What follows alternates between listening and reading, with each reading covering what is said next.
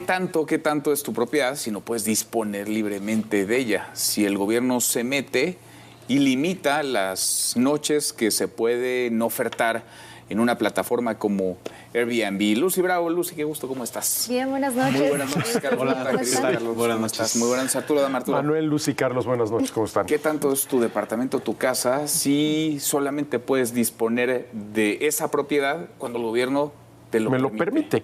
Mira, clarísimamente es una violación del derecho a propiedad privada. El derecho a la propiedad privada es el derecho a la libertad individual para usar, disfrutar y disponer de lo que es tuyo como creas más conveniente.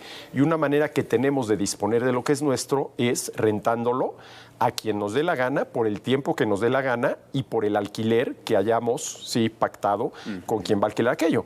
Y ahí ahorita lo que se pretende hacer es limitar a solamente 6 meses al año, prácticamente la mitad, la renta de inmuebles vía este tipo de plataformas. ¿Quiere decir que el gobierno entonces va a pagar el predial los otros 6 meses del año? Esa es una muy buena pregunta, Manuel. Esa es una muy buena pregunta y algo así se tendría que hacer, que obviamente no lo va a hacer. Pero mira, además de que es una violación al derecho de propiedad privada, es una muestra más de que la mayoría de los políticos creen tener el derecho de disponer de la propiedad de los demás como crean más conveniente. Como si fuera suya. Como si fuera suya. Ahora, no tienen el derecho. ¿Por qué lo hacen? No. Porque quieren y porque pueden, no porque tengan el derecho. Es un atropello, Lucy, ¿cómo lo ves? Bueno, yo creo que hay otra dimensión que tenemos que mencionar, y es el hecho que muchos de los defensores de esta visión, pues que evidentemente es un atentado contra el derecho a la propiedad privada, pues argumentan que estas plataformas que ofrecen alquileres a corto plazo como Airbnb, pues impulsan la gentrificación, aumentan el costo de la vivienda, cambian barrios enteros o terminan hasta desplazando a los habitantes locales.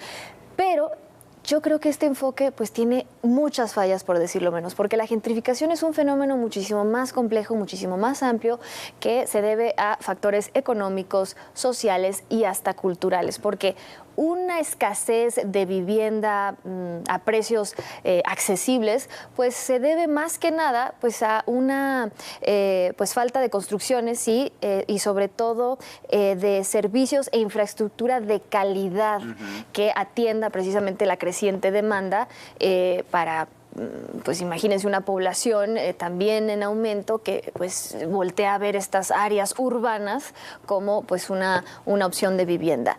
Y desafortunadamente, para de alguna manera pues tapar esas ausencias o esas deficiencias incluso en el desarrollo de infraestructura de mejor calidad, pues está tratando de culpar a estas plataformas de un fenómeno muchísimo más amplio, y que ha ocurrido incluso en otras ciudades donde han intentado este tipo de regulaciones, como ha sido el caso de Nueva York o de Barcelona. Pues se ha generado un fenómeno totalmente adverso que tiene que ver con el mercado negro. Se genera un mercado negro a raíz de estas regulaciones y pues evidentemente todos salen perdiendo. Cuando el gobierno se mete donde no debería, cuando cree que tiene el derecho de meterse, de decidir en lo que no tiene derecho ni poder de decisión. A este paso querrán al rato decirnos dónde sí y dónde no podremos vivir o por cuánto tiempo, Carlos. La verdad es que esta decisión del Congreso de la Ciudad de México es un parche ideológico autoritario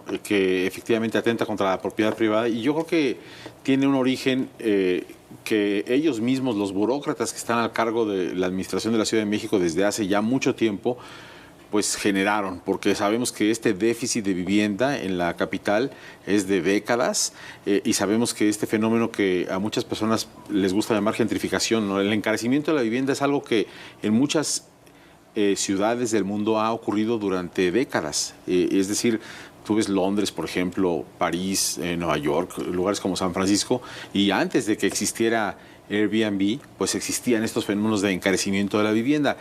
Tristemente aquí se focalizó en 2 barrios de la Ciudad de México, en la Colonia Condesa y en la Colonia Roma, esta idea de que todos los jóvenes tendrían que tener el derecho de vivir ahí y que pues como no pueden pagar al inicio de sus carreras profesionales por una vivienda asequible en esa zona, pues ahora vienen con este parche ideológico para pues desafortunadamente impactar a toda la gente que legal y legítimamente estaba haciendo un negocio con este tipo de plataformas. Efectivamente, como dice Lucy, se crea un mercado negro por un lado, pero no nada más eso, se crea una idea totalmente errónea de cómo se tiene que hacer la política pública en la ciudad.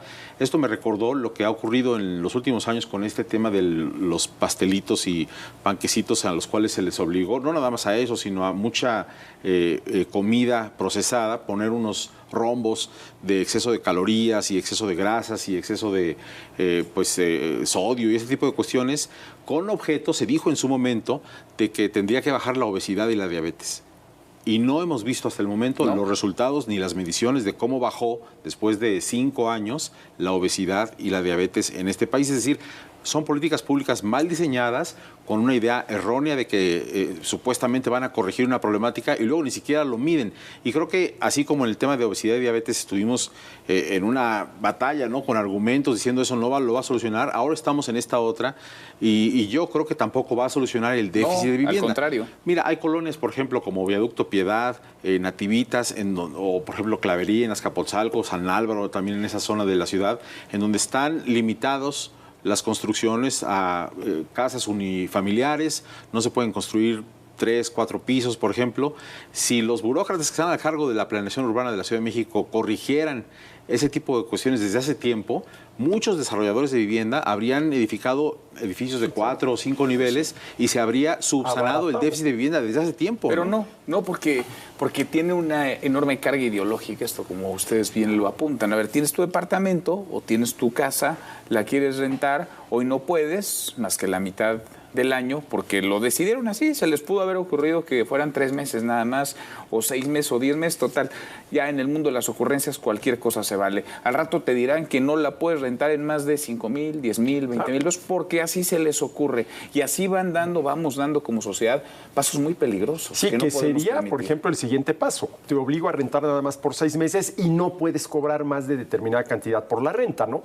Y mira, Manuel, esto es primero que nada económicamente ineficaz porque reduce el bienestar de las personas. A ver, un arrendador y un arrendatario que llegan a un acuerdo por 12 meses, ¿por qué llegan a un acuerdo por 12 meses? Porque los dos se benefician. Lo recortas nada más 6 meses y el bienestar de las dos partes se reduce. Eso es económicamente ineficaz. Y además, que es el tema con el que empezamos, es éticamente injusto porque estás violando el derecho de propiedad de los dueños de esos inmuebles para rentarlos, insisto, por el tiempo que les dé la gana, claro, para decirlo muy claramente, por el tiempo que les dé la gana en pleno ejercicio de su libertad, sí. Si algo es tu propiedad, a quien les dé la gana, sí, y por la renta que les dé la gana. Ahora, vamos a suponer que... Oye, nadie está obligado, ¿eh? Si cobras muy caro, pues ahora, nadie te lo va a rentar. Si cobras muy caro y nadie te lo va a arrendar, te obligan, claro, a bajar la renta. Y si no te da la gana y tú lo quieres rentar en eso que lo quieres rentar y se te queda vacío, pues esa es tu responsabilidad. Porque el mercado así funciona. Así es, ¿no? Ahora, aquí yo lo que insisto es esta muestra de los políticos que creen poder disponer de las propiedades, los ingresos cobrándote impuestos excesivos, las propiedades inmobiliarias, como es este caso, como creen más conveniente. Sí. Y aquí la pregunta es, ¿cómo hemos permitido los ciudadanos que el gobierno se nos haya metido hasta la cocina de la manera como lo ha hecho? Pues sí. Y siguen, ¿eh? Y bueno, y a lo mejor ese es el principio de... Vayamos a saber que venga porque andan algunos con la bandera de justicieros ahora. Sí, claro, bueno, como decías, por ocurrencias no paramos, ya que evidentemente cualquiera tiene el derecho o la libertad de maximizar el uso económico de su propiedad, ya sea para fines de alquiler o turísticos. Es básicamente tu derecho y tu libertad, una libertad fundamental. Pero yo creo que también hay otro fenómeno del cual pues no se ha hablado lo suficiente, y es como pues en muchas ocasiones este tipo de plataformas de pues alquileres a corto plazo pues también han generado una derrama económica importante para precisamente todos estos barrios y estas colonias de las cuales ya hablábamos, para pues el sector turístico, ¿no? Y entonces también tienes otro fenómeno u otro factor de este fenómeno que no se está tomando en cuenta, y que también de alguna manera todo está íntimamente ligado pues a esta ausencia, digamos, de una regulación, o mejor dicho, de una política pública integral que tome en consideración todos estos factores, porque si revisamos algunas de las estadísticas, también indican que un gran porcentaje de los anfitriones que ofrecen precisamente estas rentas a corto plazo lo hicieron a raíz de la pandemia, a raíz de ese, pues imagínense, ese choque económico tan importante, cuando, por cierto, no recibieron apoyo alguno del gobierno, a diferencia de lo que sí ocurrió en otros países, y muchos optaron por estas opciones pues de financiamiento y de alguna manera tener algún ingreso adicional, ¿no? Pues si tienes tu propiedad, puedes utilizarla para eso, o para lo que se te ocurra. Yo he hablado con sea legal, claro, una cantidad importante de gente que está en este sector de las rentas de tipo Airbnb, y me dicen, ya estamos viendo cómo nos vamos a amparar, cómo le vamos a dar la vuelta. Por ejemplo, ya están circulando algunas listas de estos nómadas digitales que recurrentemente vienen a la Ciudad de México, y entre aquellos que ya también se han organizado para gestionar varias propiedades en Airbnb, pues van a circular estas listas para hacer llamadas telefónicas, no pasar por el registro de la Ciudad de México, y eventualmente un mercado paralelo. Un mercado paralelo, y rentar lo que tienen derecho a rentar. Ahora, claro. Manuel, déjame nada más leer esto. A ninguna persona podrá impedirse que se dedique a la profesión, industria, comercio o trabajo que le acomode siendo lícito. Artículo 5 de la Constitución. A ver, hasta donde yo entiendo, rentar tus propiedades es totalmente lícito. Todavía, Arturo, porque habría que ver si esto no es inconstitucional. En una de esas, y ya para lo que les importa la Constitución, pero en una de esas lo vuelven ilícito. ¿Sí? Sí, pero bueno, eso es que ya volvieron ilícito rentar por más de 6 meses. Ya es ilícito. Ya es ilícito. Además, no tienen ninguna prueba factual, ¿no? No tienen ninguna prueba que digan, bueno, es que corrimos esta estimación matemática financiera donde dice que cuando ocurra esto van a bajar automáticamente los precios de la vivienda para los jóvenes, que es lo que les está preocupando. No hay ningún dato que muestre eso. De hecho, en alguna de estas ciudades donde se ha puesto también algún tipo de regulación similar, pues de hecho hasta se encareció, ¿no? El precio de la vivienda, y no hay pruebas contundentes que esto haya funcionado. Ahora, a ver, Carlos, vamos a suponer que ese sea el objetivo. Bueno, vamos a dar un periodo de prueba. Vamos a ver qué pasa dentro de un año. Entra la prohibición, no puedes alquilar por más de 6 meses. La intención es, habrá que ver cómo, que bajen las rentas para beneficiar a los jóvenes. Si dentro de un año no han bajado las rentas y ese era el objetivo de esta medida, pues se acabó la medida. Sí, pero la verdad, ni lo van a hacer, porque se les va a olvidar. Y por otro lado, el real problema de déficit de vivienda en la Ciudad de México tiene otro origen, otra causa, que es no hay construcción suficiente en la ciudad, porque el CEDUBI, cada vez que cambia el gobierno, se la pasa clausurando y poniendo sellos de suspensión de actividades en todas las construcciones nuevas. ¿Y por qué ha fracasado el gobierno también para dotar de infraestructura muchas zonas? A ver, estábamos hablando de la Ciudad de México y ni se diga, digamos, de la zona conurbada, pero han fracasado. Y ahí tendrían que estar concentrados los esfuerzos en la recolección de basura, en el abasto de agua, por ejemplo, y no lo vemos, porque es muy fácil dictar leyes y es muy fácil aprovechar las mayorías, la aplanadora legislativa para sacar adelante lo que se quiera.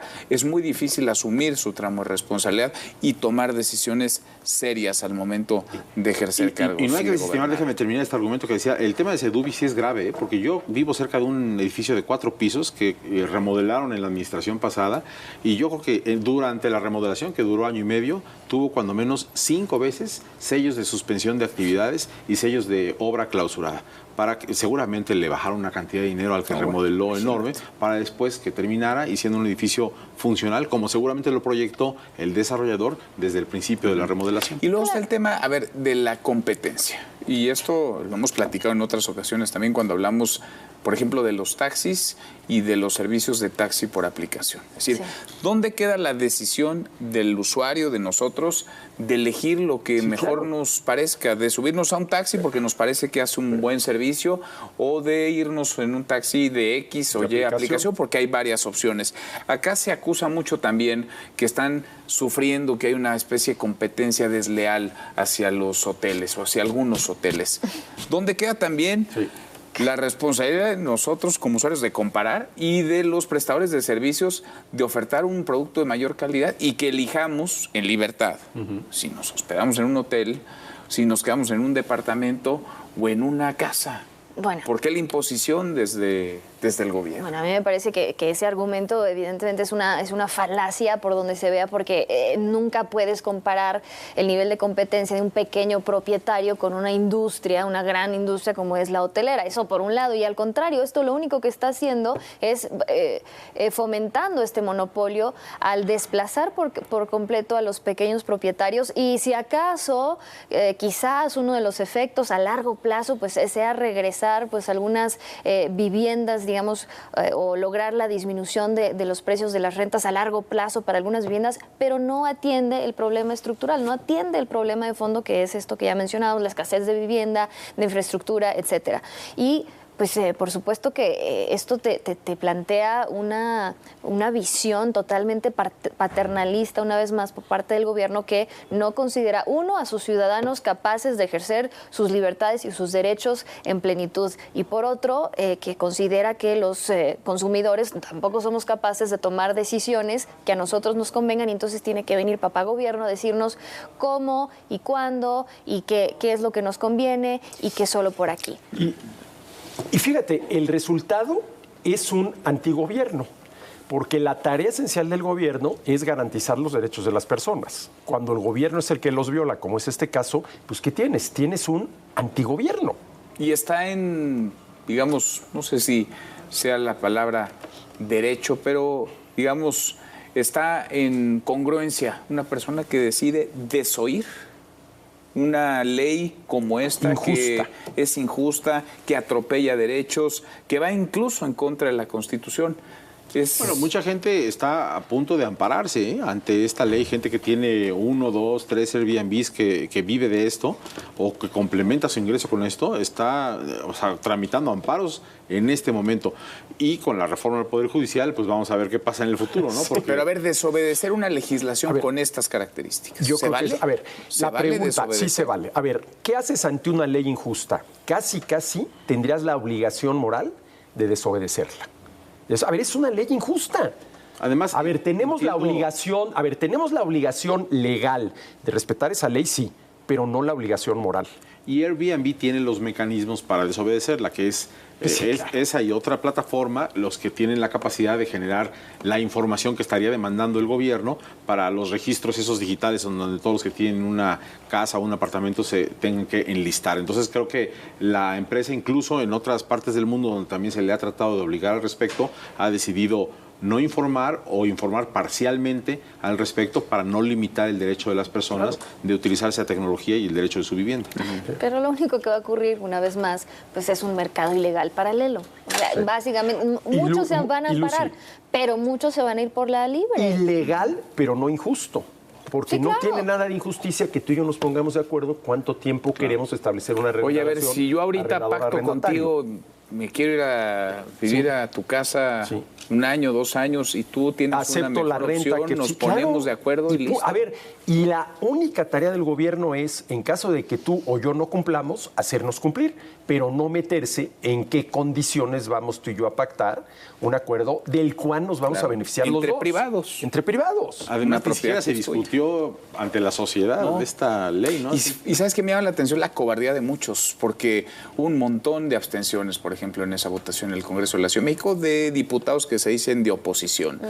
Hubo uno que otro voto en contra, no fueron más de 10, y un montón de abstenciones de quienes después irán y criticarán y esconderán la mano después de lanzar la piedra, pero en el momento en el que tenían que presentar argumentos, en el momento en el que tenían que subir a tribuna a defender un atropello, no lo hicieron. Y luego vendrán a pedir el voto y luego dirán que hay quienes están doblando la ley y quienes están atropellando derechos como el derecho a la propiedad privada, pero cuando tuvieron la oportunidad, no lo hicieron. Eso lo vamos a perder. Como decía alguien en la nota, al rato nos van a poner que no puedes tener 2 coches, ¿no? Aunque te los puedas comprar. ¿Por qué? Porque quieren. Pues sí. A ver, de por sí. Quieren y pueden. De por sí ya te cobran, tienes tu coche, lo pagas y pagas impuestos. Cuando lo compras, te cobran por circular, te cobran por verificar. El objeto más grabado con impuestos en este país es el automóvil. Ay, nomás. IVA, ISAN, IVA, gasolinas. Ya nos vamos. Arturo, gracias Carlos, gracias Lucy, hasta mañana. Pásela.